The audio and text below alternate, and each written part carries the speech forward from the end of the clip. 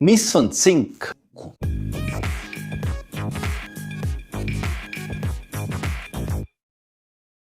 Tere inseneeriahuvilised! Täna paljastame saladuse, mis on kõikjal meie ümber, kaitseb meie konstruktsioone, tagab patareide töö ja on isegi oluliste metallisulamide koostises. Kas oled kunagi mõelnud metallile, mis pole küll kõige glamuursem, kuid on tõeline anonüümne kangelane inseneriteaduses?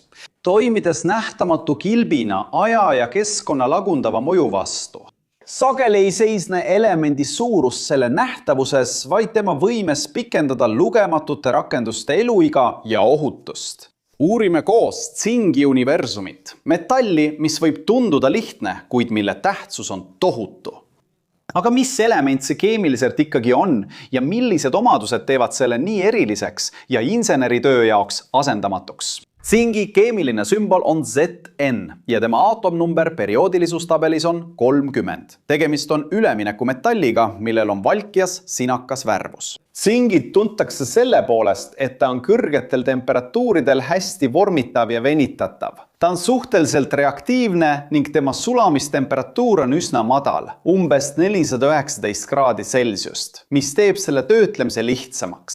Kuid tsingi kõige märkimisväärsem omadus ja see, mis teeb temast paljude rakenduste peategelase, on tema erakordne korrosioonikindlus. Eriti siis, kui teda kasutatakse kattemetallina. See omadus teeb temast tõelise sõdalase teiste metallide, näiteks terase, kaitsmisel rooste eest. Protsess, mis põhjustab igal aastal miljardeid kahjusid. Ja kus me loodusest tsinki leiame ning kuidas me selle maast kätte saame, et kasutada seda oma leiutistes ja ehitistes. Tsink ei ole haruldane metall, ning ta on maakoorikus 24. kõige levinum element.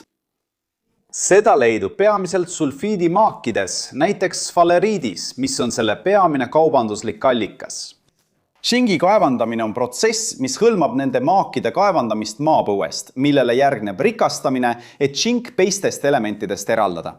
Pärast kaevandamist kontsentreeritakse maak tavaliselt ning seejärel allutatakse röstimisele, mis tähendab kuumutamist õhu juuresolekul ja seejärel rafineerimisele. Need võivad olla elektrolüütilised või destilleerimise teel, et toota kõrge puhtusastmega metallilist tsinki, mida me tunneme ja kasutame. Mõned aastad oma tööelust. Ma töötasin mitu aastat Brasiilias tsingitööstuses, mis tootis erinevaid tsingi kõrvalsaadusi nagu tsingioksiid ja isegi metallilist tsinki valukangidena. See protsess, kuigi keeruline, on väga oluline, et pakkuda seda väärtuslikku materjali tööstusele ja inseneriteadusele üle kogu maailma, tavades tooraine selle mitmekülgseks kasutamiseks. Aga nüüd sukendume sellesse, miks just tema peamine panus teeb temast nii paljude rajatiste vaikse kaitsjana tuntud materjali.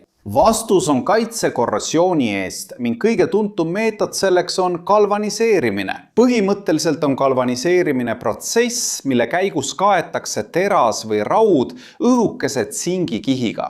Aga miks see nii hästi toimib? On kaks peamist põhjust. Esiteks, toimib tsink füüsilise barjäärina, takistades hapniku ja vee kokkupuudet alusmetalliga. Aga kõige huvitavam on teine põhjus, kus tsink toimib ohvrianodina. See tähendab, et kui tsingi kiht saab kriimustada või kahjustada ning teras paljastub, siis korrodeerub tsink ikkagi eelistatult enne terast. Ta ohverdab end sõna otseses mõttes, et kaitsta vähem reaktiivsemat metalli, sest ta on reaktiivsem metall. Kujuta ette tsinki kui sõdurit, kes viskub ette, et kaitsta kuningat. Ta laguneb, et säilitada terase terviklikkus. See galvaaniline kaitse tababki katuste, kruvide, käsipuude, sildade, elektripostide ja isegi autode komponentide vastupidavuse, pikendades nende eluiga aastakümneteks. Lisaks terase kaitsmisele on tsingil inseneriteaduses veel teisigi trikke varrukas, mis muudavad ta mitmekülgseks komponendiks paljudes erinevates rakendustes. Jah, see on suurepärane partner metallisulamide loomiseks. Neist tuntuim on ilmselt messing, mis on vase ja tsingi sulam. Messingut hinnatakse selle korrosioonikindluse, vormitavuse ja atraktiivse välimuse tõttu ning seda kasutatakse muusikariistades, elektriseadmete komponentides, torustiku osades, ukselinkides ja dekoratiivsetes elementides. Teine oluline tsingi kasutusala on patareides. Tavalistes leelispatareides kasutatakse näiteks tsinki anoodina, kus see toimib materjalina, mis vabastab elektrone elektrivoolu tekitamiseks. On olemas ka tsinkõhkpatareid, mis on kerged ja suure energiatihedusega ning mida kasutatakse kuuldeaparaatides ja mõnes elektrisõidukite rakenduses. Tema võime osaleda nendes elektrokeemilistes reaktsioonides teeb temast olulise komponendi energia salvestamisel ja tootmisel. Tsinkil on oluline roll ka keerukate detailide tootmisel protsessi kaudu, mida nimetatakse survevaluks ehk die castinguks.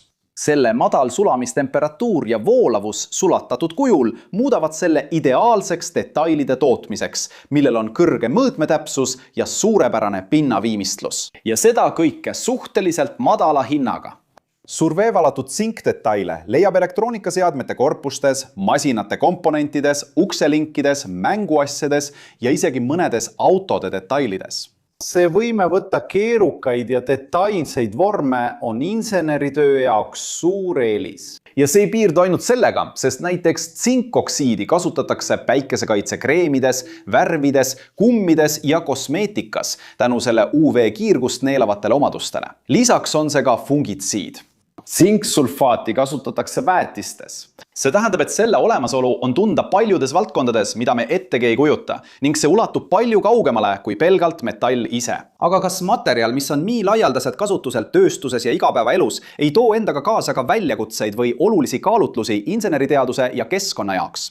Nagu iga loodusest kaevandatud metallielemendi puhul, nõuab tsingi kaevandamine keskkonnaalast vastutust, et minimeerida mõju ökosüsteemidele. Siiski on tsink ka väga hästi taaskasutatav materjal. Näiteks galvaniseeritud toodetes sisanduvat tsinki saab taastada ja taaskasutada, sulgedes materjali elutsükli ja vähendades vajadust uue maagist kaevandamise järele. Lisaks on oluline meeles pidada, et kuigi tsink on väikestes kogustes oluline inimese ja paljude elusolendite tervisele, osaledes ensüümide töös ja ainevahetusprotsessides, võib liigne kogus olla kahjulik, nagu enamiku rasvmetallide puhul.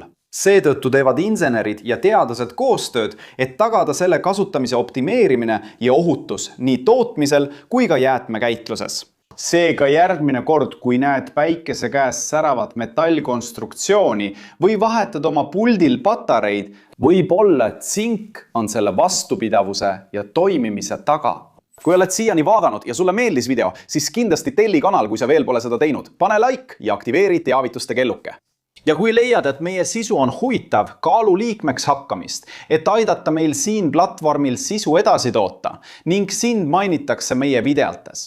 Ja kui oled uudishimulik ja tahad rohkem teada meie soovitatud kursuste kohta, siis kasuta siin kõrval olevat QR-koodi või vaata linki video kirjelduses. Et saada ligipääs mitmetele võimalustele arendada erinevaid oskusi, mis annavad sinu karjäärile eelise. Kas oled kunagi mõelnud selle nii mitmekülgse metalli olulisuse peale?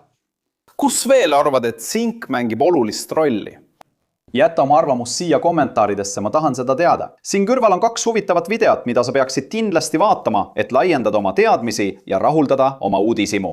Ja kui sa tahad meid toetada, pane like, telli kanal, aktiveeri kelluke ja kaalu kanali liikmeks hakkamist. See ongi kõik inseneriteaduse sõbrad. Suur kallistus ja kohtume järgmises videos.